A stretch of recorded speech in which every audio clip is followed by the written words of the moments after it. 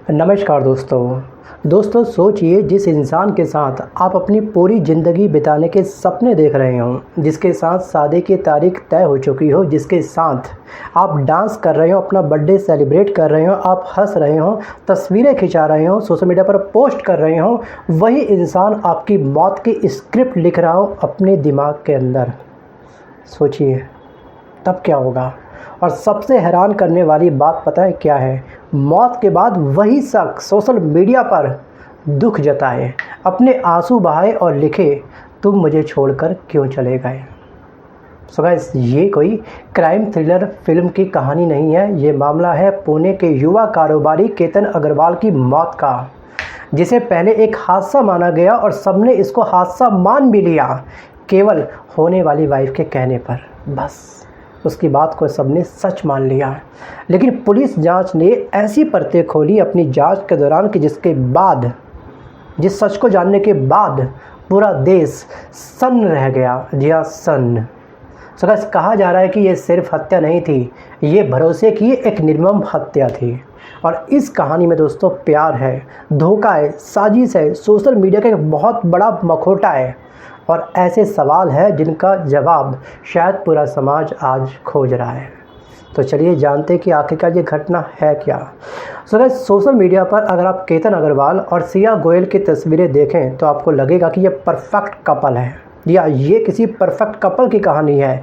दोनों साथ घूम रहे हैं, साथ डांस कर रहे हैं, कैप्शंस काफ़ी रोमांटिक डाले जा रहे हैं, रोमांटिक वीडियो पोस्ट करे जा रहे हैं, भविष्य के सपने देख रहे हैं। और इसी साल नवंबर में इन दोनों की शादी होनी थी। सो गाइस, रिपोर्ट्स के मुताबिक जयपुर में डेस्टिनेशन वेडिंग की तैयारी चल रही थी। होटल बुक हो चुका था, मेहमानों की लिस्ट बन चुकी थी, दोनों के परिवार काफ़ी खुश थे। दोनों परिवार जी हाँ, शादी की तैयारियों में दिन रात एक कर रहे थे। लेकिन अक्सर कहा जाता है कि सोशल मीडिया पर ना जो दिखता है, सच हमेशा वैसा नहीं होता है। तो गाइस, पुलिस के अनुसार तस्वीरों के पीछे एक दूसरी कहानी भी चल रही थी। जांच में ये सब पाया गया कि ये सब केवल एक दिखावा था, या जो सिया के द्वारा एक परपंच कह सकते हैं, एक घटिया षड्यंत्र कह सकते हैं, वो रचा जा रहा था। और इस षड्यंत्र के बारे में केतन को शायद आखिरी सांस तक अंदाज़ा नहीं लग पाया होगा कि हाँ, उसकी हत्या करने के पीछे उसकी होने वाली वाइफ का हाथ है, सिया गोयल का हाथ है। तो गाइस, पुलिस का दावा यह है कि सिया गोयल का एक अन्य युवक चेतन चौधरी के साथ में प्रेम संबंध था। ये उससे शादी करना चाहती थी, बट यहाँ पर इसकी जो सगाई है वो हो चुकी थी केतन के साथ। सोचिए। और पुलिस जांच के अनुसार सिया और चेतन काफ़ी समय से एक दूसरे के संपर्क में थे। ये एक दूसरे के साथ संपर्क में थे, दोनों एक साथ रहना चाहते थे, लेकिन सगाई हो चुकी थी, शादी की डेट तय हो चुकी थी किसी और के साथ, परिवारों की प्रतिष्ठा जुड़ी थी इस शादी के साथ। अब यहाँ दोस्तों एक सवाल पैदा होता है, अगर कोई रिश्ता नहीं निभाना चाहता तो भैया साफ साफ कह दो कि मुझे रिश्ता पसंद नहीं है, मैं किसी और से प्यार करती हूँ। सोचिए एक बार, कोई ना कोई तो विकल्प होगा ना इस चीज़ का। क्या इनके पास यही विकल्प था कि जिसका कोई दोष नहीं है उसको जान से मार देना? दोस्तों, जेनजी के अंदर ना इस तरह की घटनाएं बहुत अधिक बढ़ रही हैं और ये पहली घटना नहीं है, इस तरह की घटनाएं पहले भी कई बार हो चुकी हैं। सो गाइस, पेरेंट्स से अपने कहने की हिम्मत तो रखो। बाकी आपके पास दूसरा विकल्प खुला हुआ है पुलिस का। आप 18 साल से ऊपर हो तो आप अपना चूज़ कर सकते हो लाइफ पार्टनर, ये अधिकार आपको दिया गया है कानून के द्वारा। तो किसी की हत्या करना ये कौन सा सॉल्यूशंस है? जी हाँ, शादी से इनकार किया जा सकता है, कानूनी रास्ते अपनाए जा सकते हैं, लेकिन पुलिस का आरोप ये है कि यहाँ पर कोई और ही रास्ता चुन लिया गया। जी हाँ, और वो रास्ता था रास्ते के कांटे को हटाने का। जी हाँ, केतन शायद इन दोनों के रास्ते का कांटा बना हुआ था, जिसको भनक तक भी नहीं थी। सो गाइस, केतन अग्रवाल और यहीं से कथित तौर पर हत्या की साजिश शुरू हो जाती है। दोस्तों ध्यान रखिएगा, सबसे चौंकाने वाला हिस्सा दोस्तों, पुलिस के मुताबिक केतन की हत्या का ये दूसरा प्रयास था। ध्यान रखिएगा। सो गाइस, पहली बार 14 जून को प्री वेडिंग शूट लोकेशन के बहाने सिया ने अपने होने वाले हस्बैंड केतन को एक किले में जाकर के वो उसको ले गई कि यहाँ प्री वेडिंग शूट करेंगे, जिस किले का नाम है दोस्तों लोहागढ़ किला। और बताया जा रहा है कि सिया केतन को वहाँ लेकर के गई प्री वेडिंग शूट का बहाना दे करके। सो गाइस, घूमने का बहाना था, चलो ठीक है, साथ में टाइम स्पेंड कर लेंगे। लेकिन वहाँ पर पुलिस का दावा यह है कि उसी दिन पहली बार केतन को खाई में धक्का देने की कोशिश हुई थी। हालांकि वो बच गया क्योंकि किस्मत उसके साथ थी। जी हाँ, और जब केतन ने सवाल पूछा अपने होने वाली वाइफ से कि तुमने मुझे अचानक से इतना पुश क्यों किया, तो उसने ये कहा कि तुम्हारे पैरों के पास सांप था, तुम्हारी ज़िंदगी बचाने के लिए मैंने तुमको थोड़ा सा वहाँ से झटका दिया, वहाँ से आप हट जाओ, और अब थोड़ा सा नीचे खाई में गिर गए। ठीक है, उस समय गहराई थोड़ी सी कम थी क्योंकि इस समय केतन को ट्रैकिंग का अच्छा एक्सपीरियंस था, और कैसे फिसलन से बचा जाता है, कैसे अगर पैर स्लिप होता है तो कैसे हम बच सकते हैं, वो उसमें शायद एक्सपर्ट था। पहली बार तो वो बच गया, लेकिन उसके ठीक 4 दिन बाद, जी हाँ 4 दिन बाद दोबारा से सिया ने उसी प्री वेडिंग शूट की लोकेशन के लिए उसको अपने साथ में, केतन को अपने साथ में सिया उसी स्थान पर लेके गई। सोचिए, लेकिन दूसरी बार वो सफल हो गई। जिस लड़की से कुछ महीनों के बाद शादी होने वाली थी, उस पर शक करना आसान नहीं होता है, और केतन ने भी सेम वही किया। दोस्तों, केतन के साथ साथ में उसके परिवार वालों ने भी सिया की बातों पर यकीन कर लिया कि फ़ोटो खींचते समय केतन का बैलेंस ख़राब हो गया और वो जाकर के गहरी खाई में गिर गया। सबने उसकी बातों पर यकीन कर लिया, लेकिन पुलिस के अनुसार सिया के साथ साथ चेतन चौधरी भी, उसका बॉयफ्रेंड भी वहाँ पर उस समय मौजूद था। जब सीसीटीवी फुटेज खंगाली गई तब ये पता चला, लेकिन उसने खुद को छुपा रखा था।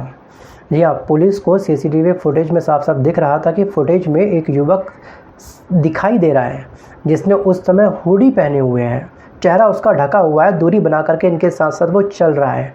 अब यहाँ पुलिस को एक बात बहुत बुरी तरीके से खटकी कि उस दिन तापमान लगभग 33 डिग्री सेल्सियस था। जी हाँ, 33 डिग्री सेल्सियस, और ऐसे मौसम में कोई सिर से लेकर के चेहरा अपना क्यों ढकेगा, और यहीं से शक की शुरुआत होती है। लेकिन कुछ समय बाद खबर आती है कि केतन खाई में गिर गया, केतन की मौत हो गई, और शुरुआती कहानी क्या थी कि यह हादसा था। फ़ोटो लेते समय पैर फिसल गया केतन का, यानी कि हादसा का नाम दे करके सबने इस बात पर यकीन कर लिया, और ये चैप्टर कहीं ना कहीं उसी समय क्लोज़ होने वाला था।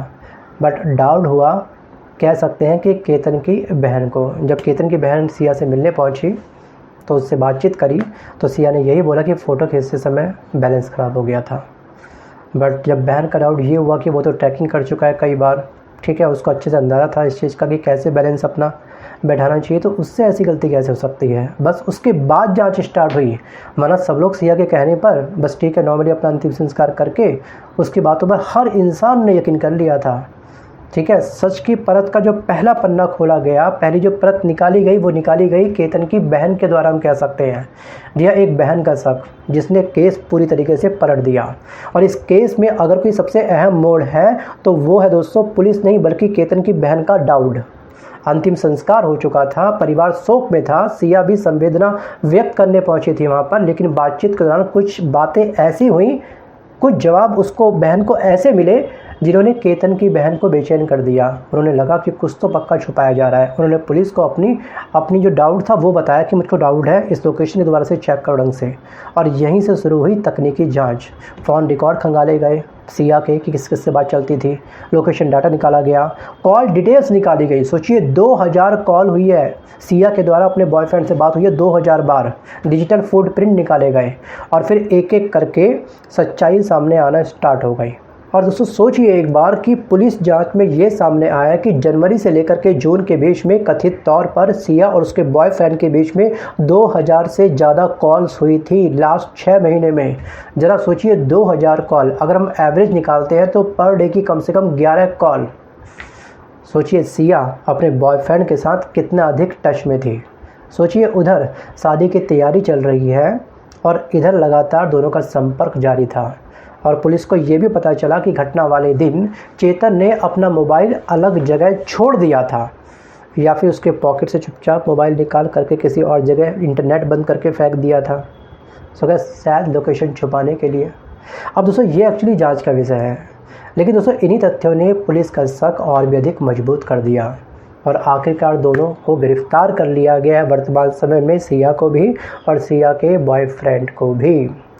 लेकिन दोस्तों इस कहानी का सबसे डरावना हिस्सा दोस्तों हत्या नहीं, सबसे डरावना हिस्सा है धोखे की गहराई, क्योंकि जेनजी के इस दौर में धोखे की गहराई लगातार बढ़ती जा रही है। जी हाँ, मौत से पहले तक सोशल मीडिया पर सब कुछ सामान्य दिखाई देता रहा सब लोगों को, romantic post, happy couple, dance video, love caption, हंसती हुई तस्वीरें, और यहाँ तक कि मौत के बाद भी भावुक पोस्ट सिया के द्वारा लिखी जा रही थी।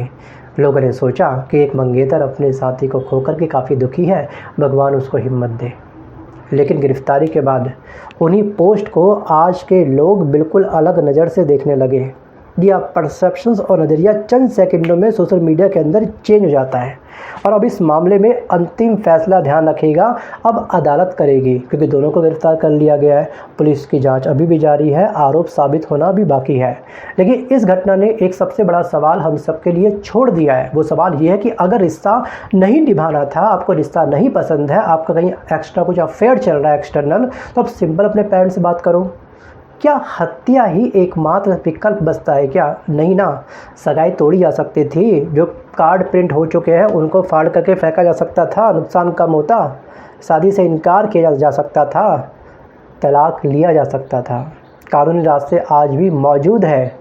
लेकिन जब लोग रिश्तों को बातचीत से नहीं बल्कि हिंसा से ख़त्म करने लगते हैं, तब सिर्फ एक इंसान नहीं मरता है, ध्यान रखिएगा, एक परिवार टूटता है और कई ज़िंदगियां बर्बाद होती हैं। और इस केस में भी हमने कई ज़िंदगियां बर्बाद होते हुए देखी। सोचिए, केतन के माता पिता के मन में इस समय कितना दर्द होगा, एक बहन के मन के अंदर कितना दर्द होगा। क्या वो तामुर इस घटना को कभी भूल पाएंगे? Think about it. दोस्तों, रिश्ता टूटने का दर्द कुछ महीनों तक रहता है, लेकिन किसी की जान लेने का अपराध ना पूरी ज़िंदगी भर उस इंसान का पीछा नहीं छोड़ती है। और आप इस पूरे मामले को कैसे देखते हो?